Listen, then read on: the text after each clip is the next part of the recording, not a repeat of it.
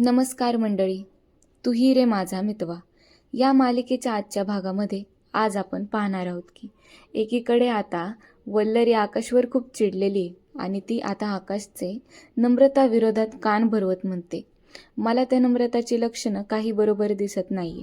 तिचं तुझ्यासोबत लग्न ठरले, साखरपुडा तुझ्यासोबत झालाय आणि ती त्या शुभंकर सोबत फिरती, ते पण इतकी रात्रभर. आता आकाश वल्लरीवर चिडतो आणि तो तिला म्हणतो, गेली तर कुठं बिघडलं आणि तू कोणत्या जगात जगतेस आई. आता आकाशचं असं बोलणं ऐकून वल्लरीला आता मात्र आकाशचा राग येतो आणि ती तिथून निघून जाते.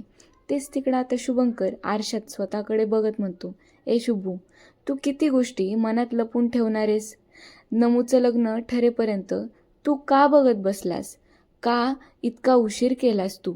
आता एकीकडे शुभंकर नम्रतासाठी जे लव्ह लेटर्स लिहून ठेवलेले असतात ना, ते वाचत बसतो. पण जरा वेळाने दुसरीकडे 3 माणसं घरी येतात आणि ती शुभंकरची बेदम मारहाण करतात. शुभंकर 2 हात करत त्यांच्यासोबत लढतो, पण अचानक एक माणूस मागून येतो आणि शुभंकरच्या डोक्यात लाकूड मारतो.